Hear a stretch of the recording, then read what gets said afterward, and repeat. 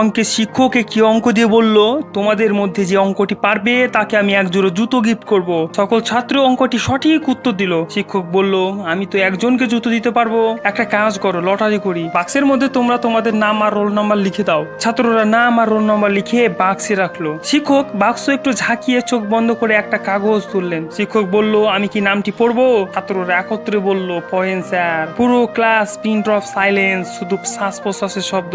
শিক্ষক বললেন, Abdul, roll number 1। ছাত্ররা হাততালি দিয়ে ফার্স্ট বয়কে অভিনন্দন জানালো। শিক্ষক পরের দিন এক জোড়া জুতো নিয়ে এসে বলল, তোমরা সকলে মিলে জুতো ওকে পরিয়ে দাও। টিচার্স রুমে ওই শিক্ষকের চোখে জল দেখে সহকারী শিক্ষক জিজ্ঞাসা করলেন, স্যার আপনার চোখে জল কেন? শিক্ষক জুতোর ঘটনা খুলে বলল, আব্দুল ক্লাসে একমাত্র ছাত্র যে কিনা খালি পায়ে ক্লাসে আছে। আমি ওর কথা চিন্তা করে কঠিন অঙ্ক দিলাম, সবাই অঙ্কটি সঠিক উত্তর দিল। সবচেয়ে অবাক লাগলো, লটারির বাক্স খুলে দেখি সকল ছাত্রই তাদের নিজের নাম না লিখেছিল আব্দুল, রোল নাম্বার 1।